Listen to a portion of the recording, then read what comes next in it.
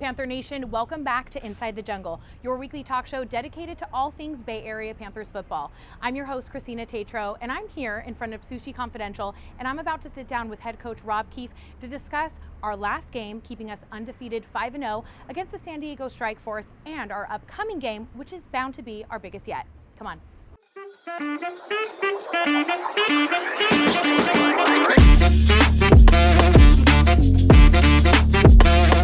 Panther Nation, we're now inside sitting down with head coach Rob Keefe. Coach, how are you? I'm doing very well. How are you? I am great. I'm great because we've got food and we have a lot of fun things to talk about. We do. Yes. All right. Let's open eat. up these chopsticks. Yes. Let's open up the chopsticks. The minute we sit down, I'm starving. Now, before we go into some wild headlines, wild headlines. Sure. How was your day? A few days leading up to our big next game, and where are you?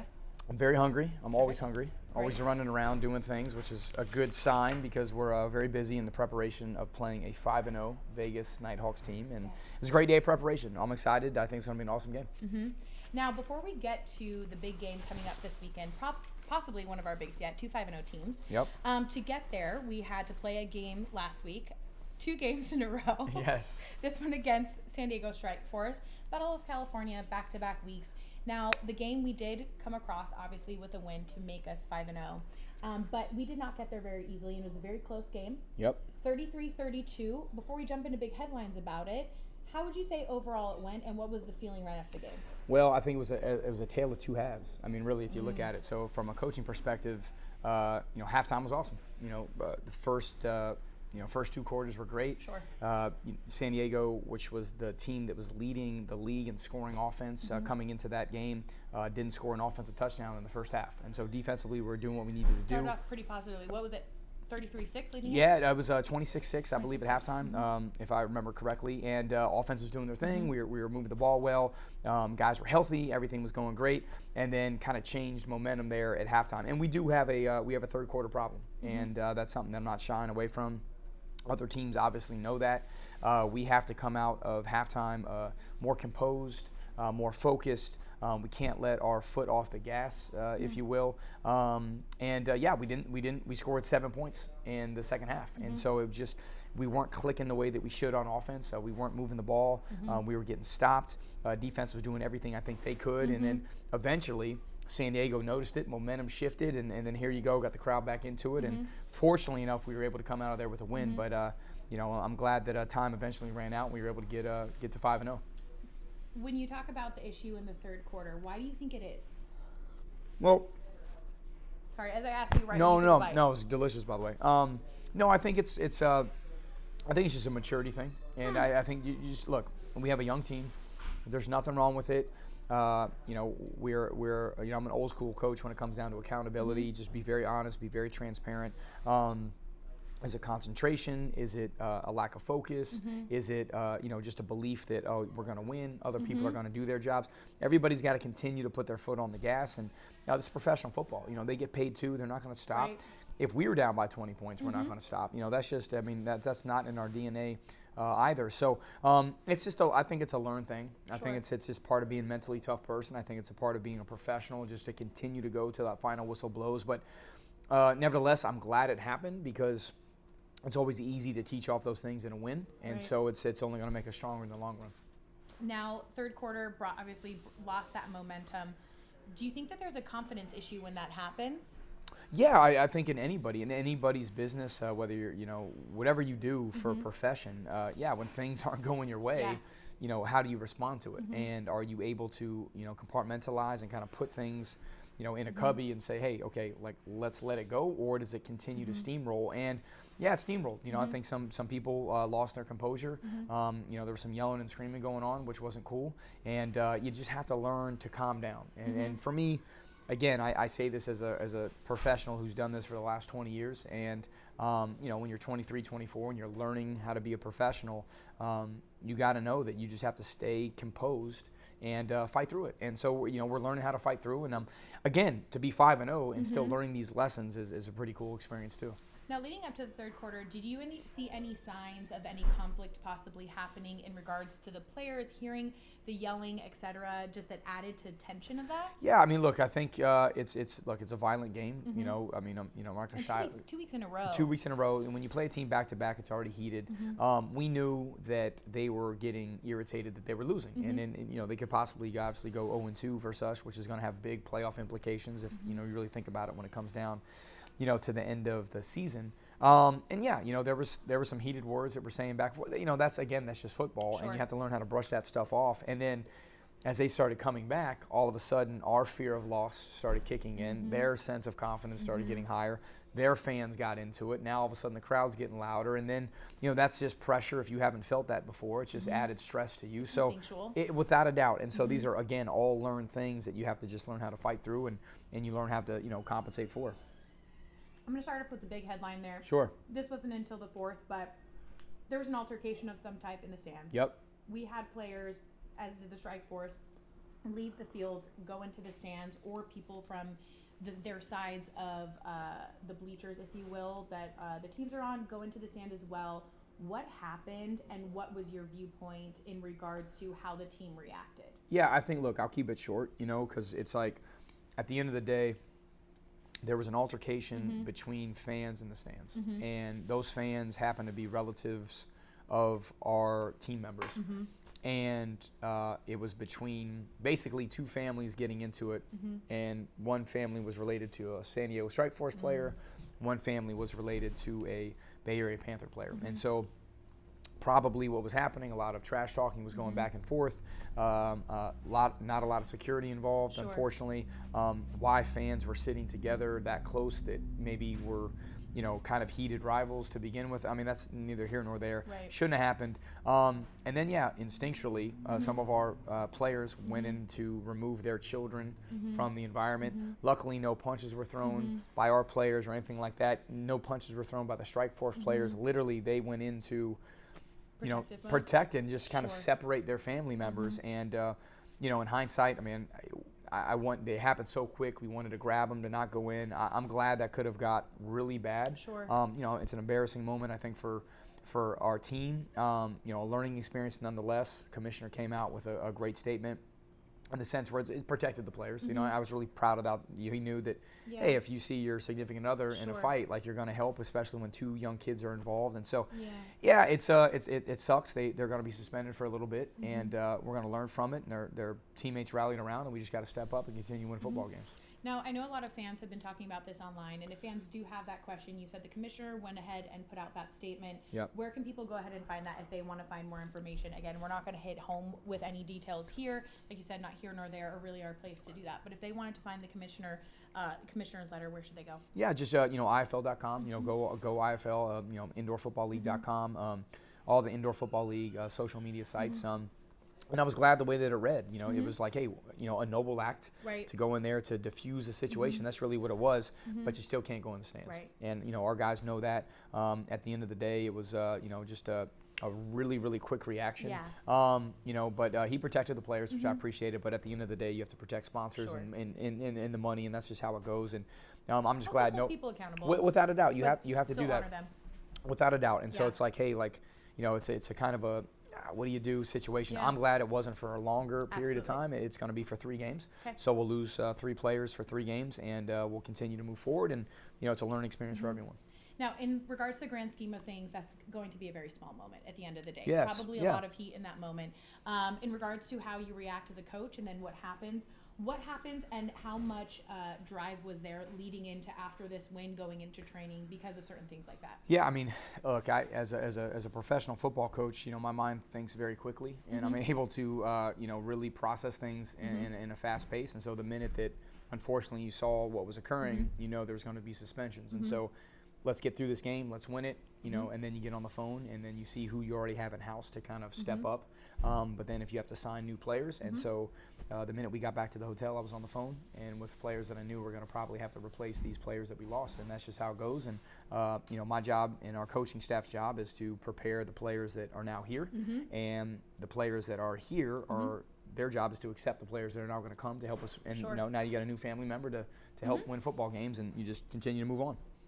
So a lot of changes as well, especially from the last time we spoke last week in the show to this week as well. But before we get to those, also just something that happened, we unfortunately had some injuries, and we also had a really big one. We had TA go ahead and get escorted off the field in a stretcher. Yep. So what wound up happening, and how's he doing? So a lot of emotion in the game, right? So, those are things too that, Taron Adams is going to be fine. We're really happy. Yeah, it was a stinger. It was a neck issue. But doctors checked him out. Yeah. Everything was good. But total precautionary. You just want to make sure that he's okay. You don't really want to mess around with necks. Right. But that's another thing too. When that happens, again, this is the coach in me. Of course, I care about TA, and I want to make sure that he's okay. Knowing that he was okay, he was saying he was okay. All extremities were moving. I've been in these situations before where looks like he's okay. Make sure he's doing all right. Talk to the docs. And the athletic trainer who did a heck of a job. Stabilizing him. And then immediately my thought process goes, I wonder, Who's going next? Well, who comes in? We knew who was going to come in, but it's really, what does this do to our team? Yep. And does it pump us up? Does it make us kind of lull? Like, what is the energy level now for our team? And so you have to kind of rally your team around. Look, he's going to be okay. Everything's going to be all right. Let's play hard for him. These kind of moments. And so the guys were able to step up, and so you kind of use that, not in a selfish way, but that is part of football. It doesn't. It's just there's a lot of this, Right. and so there's a lot of stuff going on in that game. That couldn't have been more of a heated rivalry. You got fans fighting in the stands. You got people that are getting hurt. You got players that are talking trash to each other. You won by 1 point. That's an intense football game. It doesn't get much more intense than that. And also both still keeping it as semi-low score, too. 33-32. This was not a high-scoring game. At the end of the game, post-game, how was energy of the team? How was morale? And then what was it like the next day? Well, look, happy we got the win, and keep everything in house. I don't go too crazy in terms of what I say in the locker room, but for us, there's an expectation level of how we conduct ourselves, how we compose ourselves, how we expect to execute. Right. Offense, defense, and special teams, all three phases of the game, and we just have to be better. Quite frankly, and so I think that's a mark of a true team. That even though you're 5-0, the dominant teams they're not happy just to skate by. Right. And I don't want to be around people that are just happy to skate by. And so, it's high achievers don't like to be around mediocre achievers. It's just like that's not what we're going for here. So, hey, awesome we got the win, but got a lot of work to do, and we got a lot of work to do in terms of growing up and being mature in terms of how we conduct ourselves on and off the field. But the guys care, and I told them that today. Before we started practice in our morning meetings was, we're never not going to play hard. Now it's about how we conduct ourselves as we're playing. Sure. And so if we can kind of channel that focusedness, I think we have a really good shot to be a great team. Now, something that I've been very fortunate enough to see, getting to interview a lot of the players, obviously being at every game and all of the events, is that you, Dixie Wooten, and the entire staff and ownership hold them to a very high character standard. And so that's such a huge positive that we are going into every game with. I say that with bias and without bias, as someone who sees a Bay Area Panther literally on the street of Morgan Hill hugging a child, and also someone sees them who in their heated moments as well as an employee of the team.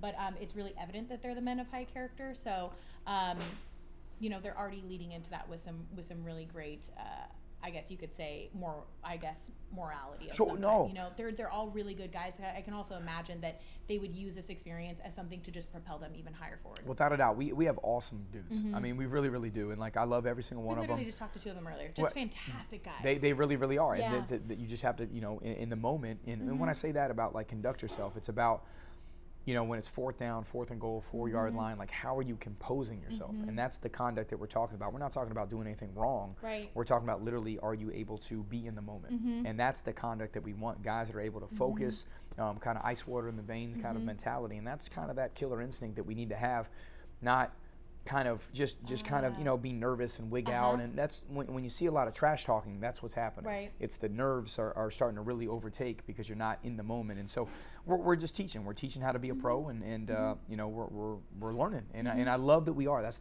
for me as a coach, the thing I love the most is when you see younger people grow and they're growing every single day, and I love every minute of it. Now, we're going to get into much lighter topics here, and we're getting into a lot more specifics of football as Sure. well. But I do have to say, when you mentioned instinct, this had me thinking about the fact, too, that when things are instinctual, you have to train against it, right? It's not hey, I'm going to tell you what to do, or you're going to see how it's done. It's training. And so, looking at anything that happens in life, but especially in a game day scenario, as consistent training in that. So working on training those instincts as well. So this Absolutely. is nothing better than a great example. That's right. Well, and how do we train? That goes back to the coaching staff, and what are we doing in terms of training our athletes? So, did you start using a cheater? I'm using a fork. Well, the fork was there. Yeah, but like that's like if one day all of a sudden, I don't know, I was like on Capitol Hill and I said I'm gonna wear flats. Those are cheaters. I apologize. Absolutely not. Apologize. Yeah. I didn't know you're a quitter, coach. I'm sorry. No, I'm back in it. Back in it. But it presented itself to me. Yes, of course. Yes, yeah. I mean, it is tempting if it's like right there. So, last game, we are still undefeated, which is obviously, I mean, huge congratulations on a side note. Thank you. More than a fourth of the way through the season. Yep. Now 5-0. Strikeforce 2 games ago, we were both 3-0. We are now 5-0, but we're also leading into our next game against the Vegas Nighthawks. They are also a secondary 5-0 team, a huge rival for us, and also a very established organization. So how are we feeling leading into that, and what's the number one thing that we are preparing for with a team of such stature as well? Well, I think, look, we are the only 2 undefeated teams left in the league, so this is by far going to be the game of the week, if not the game of the year to date. Huge playoff implications. This comes down. This is where you start kind of positioning yourself. At the end of the day, when you look at why teams get the first seed and the second seed and the third seed and so on, there's a lot of tiebreakers. And the tiebreakers, the first thing is a head-to-head kind of situation if you end up with the same record. So these are all big games. Every single one of them are. But they're a very, very good team. And statistically, they're a great team. They're number 1 in a lot of statistical categories. They have really, really talented coaches. They have a talented football team. And so we're going to be tested every step of the way. And then, okay, you remove 3 players from our team, for the next couple of weeks. We have a couple guys that are a little bit dinged up, a little bit banged up. So there's going to be some new guys that are stepping up. And so really to answer the question, for us, it's about how well did we prepare the entire team? How great is our depth? That a new player. You talk about having a deep bench. We do have a deep bench. We have a lot of guys that are going to step up for the first time, and I'm excited about it. And I'm excited that they're ready to rise to the challenge, and I'm excited that their teammates know that they're going to be prepared, and everybody's got to do their job. And so it's not going to be easy. There's going to be some adversity that we have to face, and I'm excited to see how our team handles the challenge that's presented in front of us. What are the strengths that the Nighthawks have that would bring that adversity? Well, look, I think they're one of the best teams in the league in terms of just being very, very efficient on offense and defense. And what that means is, they get the ball back and they don't turn the ball over. They're a team that doesn't have a lot of penalties. They're number 1 statistically both in the red zone on offense and the red zone in defense. They fly around. They're a physical football team. They have a lot of creativity on offense. I mean, we're going to be tested in every step of the way. I mean, look, they're 5-0 for a reason. And, you're very fortunate that we get this test, I think, early in the season to see what we're made of. But, make no mistake about it, this is by far a playoff team. How does the squad feel leading into this? I think we feel good. Again, look, these guys, every day there's a kind of a, every week there's a theme, and what's this week's well, theme? I mean, it's just we allowed to share? I don't know if that no, I mean it's really, I mean, there's a very military mindset to this week, and then I kind of keep the quotes and the things that we use in house to motivate the guys, but we respect our opponents, and I'm excited for the guys they like to be challenged, and that's a cool thing. If you shy away from a team that's 5-0, you're not the right guy for us. Sure. But being a 5-0 team coming into our house, like how prepared are we going to be? And so now the professionalism kicks in of, okay, cool, we got through this team. Okay, now it's like you're going through the stages of the video game. Like the level of the boss gets harder and harder. It does. That's what professional football is. So we're pumped for it, and it's going to be a real one. It really will be. I think it's going to be very physical. It's going to be fast paced. And again, I keep saying this is it sounds like a broken record, but I'm excited to see how we rise to the challenge that we're about to face. Who right now should people have their eyes on in regards to players? Well, look, I think defensively, we're a lot of guys are really, really starting to step up. We have again, you're right. We have a deep bench. Our MAC linebacker and BJ has done an amazing job. You got to speak with him today. Phenomenal job. He had an interception return for a touchdown. He had a great game last game. A great game. He's really stepping up as a leader. Daytona Jackson, another defensive lineman that's really, really starting to take shape and step up. Tyler Watson had an interception as well. He's really starting to take. So these guys are starting to kind of present themselves, and it's every week you're getting to know a new player because a new player is really stepping up, and I think that's a mark of a really great team. That it's whose number is called for that particular day to step up, and then when you're called upon, you're going to answer. And so, I mean, it feels like every time somebody scores a touchdown, it's a different person that's doing it. And so that's the same kind of concept on offense, where a lot of dynamic receivers, offensive line are doing really great. Every time we're running the football, it seems like another person is running the football, whether it's one quarterback here, one running back here, one running back. So we do have a deep team. And again, another example of I'm really excited to see who is the one that is going to kind of be the one that we're going to really rely on for this particular game. There's a lot of news around this game as well, for a lot of fun reasons. Sure.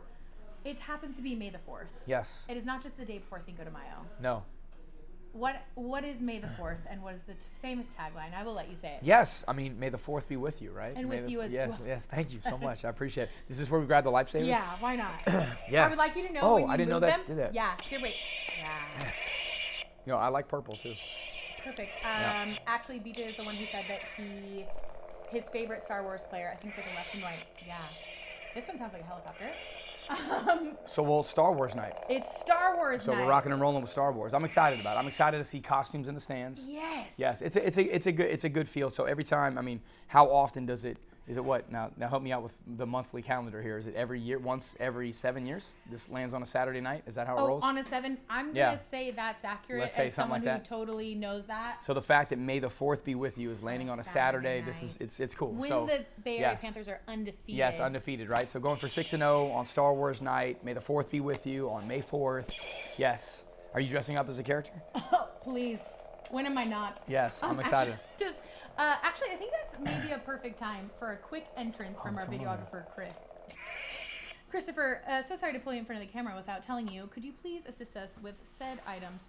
I would like everyone to know that when I am told about a theme, I take that very seriously. Sir Chris, why did I get this one? Why did I get two What are you implying? Are we doing That's this? all right. Am I really doing Why this? not? Yeah, it's Yoda. Pictures last forever. If I do so this. do videos on the internet. Yes. So that's Last forever. I'm gonna give you that. I'm gonna give you that. That's amazing. I'm gonna give you that one. So I did come thoroughly prepared with that. But one thing that I do have to say when it comes to these themed nights, it brings so much fun into the stands, and because Star Wars has such a huge fan base of very dedicated fans who may not know about football, by the way, who just really, really love such a huge organization, team, theme, etc. I didn't mean to say team there, but huge. Sure. Yes. A lot of people who may not know about football or who may not be a Bay Area Panthers fan yet, what opportunity does the team have for this? Well, and it's funny you said that because that's what I shared with the players. We got played San Diego on Sunday, got back on Monday, early morning Tuesday morning meeting. We talked about what this means, and I think it's a cool thing for the community. There'll be a lot of people there that are there just to dress up, and that's cool. They may have never came to an indoor football game before. Yes, right. Never came to an indoor football game before. Maybe not be football fans, but it's kind of like that clash of just like cultures where hey, let's bring everyone together. It's a fun thing to do. I do think it's cool. I mean, it's fun. I said there might be. Half the crowd might be people who don't know football and they're just there to dress up. But what a cool experience! Let's turn them into football fans, And I think that's a cool thing. I think it's going to be a fun environment. I think it's going to be very kid friendly. It's a great entry point. Well, and then also too, it's 5-0 versus 5-0, so it's going to be a very intense intense football game. It is. It's going to be a cool experience, and I like every time you get to do this stuff. Like it's awesome and shows you the power of like this Star Wars. Right? The power of a brand, right? So I'm excited for it. I think it's going to be a cool event, and it's for younger players who have never. Experience a theme night. This is what we call these, right? I think it's a cool theme to be a part of. Well, there are some very exciting things that are also going to be coming on Saturday, and we kind of previewed it last episode. We did. We said there were going to be some special, jerseys. Yes. What are those jerseys, and what do they look like? Do we have them? Can we give everyone, what would we call that? Like a little sneak peek of what they will see on Saturday? A teaser? Is that what you say? A little teaser? Yeah. So then you have these jerseys who, I want people to be wearing these jerseys in the stands because I think it's going to be cool. Obviously, it's an authentic, team jersey that is specific to the Star Wars May the 4th be with you theme night. So we do have a jersey. Do I have it with me? Do I have it? I do have it with me. So do we hold it? So we have the Darth Vader jerseys.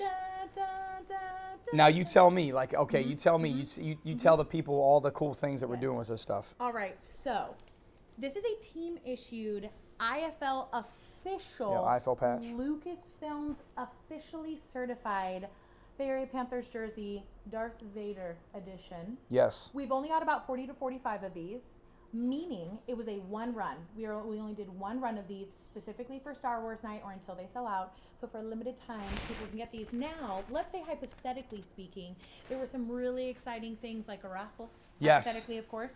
Maybe a few of these we would raffle off, about 3 of them that are some very special players' numbers. Without a doubt. So there's going to be some players that we're going to select. They have their names on the back of the jersey, which people can purchase. Cool. Yeah, without a doubt. They can raffle them off. There'll be a cool auction. The ones that are not auctioned off will be available for purchase, which I think is awesome. Right next to concessions. Without a doubt. And I think what's cool about it, they I say they, but like our organization had to go through Lucasfilms to get permission. I mean, this is like authentic as it could come when it comes to a theme night. And so, totally stamped with the Lucasfilm stamp there on the bottom. So I think it's pretty cool, you know, and so to have fans have an authentic, theme night jersey, Darth Vader style, but still representing the Panthers, like it's going to be cool to see fans in the stands rocking these jerseys. So, Coach, are you a Star Wars fan? I'm a huge Star Wars fan. So literally like limited edition stuff when I was younger, like I don't know how deep I can take it. Like we can talk about the Mandalorian and all these kind of things, like the prequels, the sequels, like there's a lot of kind of all over the place. To the Mandalorian, and you also were a little hesitant to put on the headband. Let me tell you. I'm not hesitant. I'm just, I would have preferred the Chewbacca style. You should have yeah, you know what I mean? Like there's nothing wrong with this, like,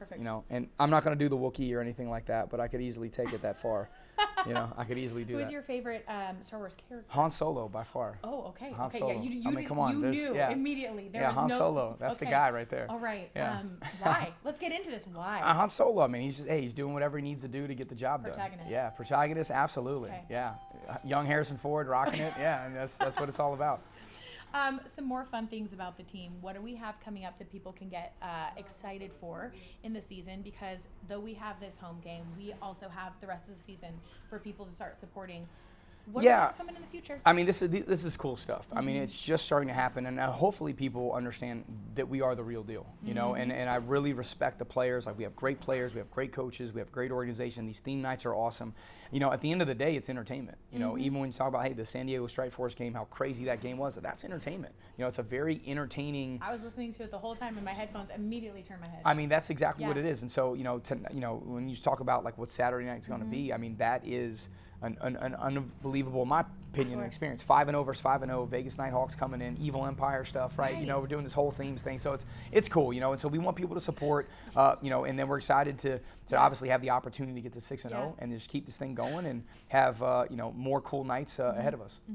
Now, we also talk a lot in each game just about the culture of the team and the culture of the players. Sure. How's it been with some of our new players coming in, and what are they most excited for now being a Bay Area Panther? Because we talked about the reputation of the team, the brand has just been growing so much. Yeah, I think, look, they love it here. They really, really do. I think the biggest thing that we offer, and when it comes to the Indoor Football League, what we as an organization offer is professionalism. And so hopefully you hear it in my voice to how we talk. We awesome, cool theme nights, but if you take like all the theme night stuff out of it and you look at just the football side of it, it's professional. And they're learning how to be pros. They're learning how to, get their brand going and how to, set their careers up in the future in terms of hopefully getting called up to the NFL or, a major higher level league where they can really, really, continue their careers for 8, 9, 10 years. And so that's what I'm trying to do from a culture standpoint is give them the best experience possible to be the best football player they can be. Coach, any parting words and any ways that the fans can go ahead and support us getting ready for May 4th? Hey, get your costumes ready, right? That's what it's going to be about. But we're excited. Come to the game. I really want everybody to come to the game. Obviously, go all our social media platforms, support us, write awesome comments. We read them all. Like, we're very, in tune to what's happening with all of our players, and our fans and just the organization in general. Like, really, really loves the support. So, hey, all social media platforms, BayAreaPanther.com, BayAreaPanthersNetwork.com, obviously, so you can watch this and just come to the game. But in live, it's a whole nother person or a whole nother, kind of a situation when you come to a live football game. And I want people to experience this energy because, hopefully have the opportunity to really go 6-0, and that's a cool feeling. If you're bringing this energy to the camera right now that people can see sitting in a restaurant, you can only imagine what is happening on the field in a pressure cooker situation on a smaller football field where you are eye to eye. Eye to eye, right there. Like, we're right there. You're right there on top of us. And obviously in the SAP Center, which is cool. You know, that's a really cool experience, and to have everybody dressed up like you are right now, like it's gonna be fun to watch everybody in the crowd. You know, and then wearing these jerseys, I think it's gonna be an awesome environment really cool. for sure. Yeah, Coach, as always, thank you so much. Pleasure. Yes. All right, Panther fans, that's it. Another episode of Inside the Jungle with head coach Rob Keefe. We'll see you next week.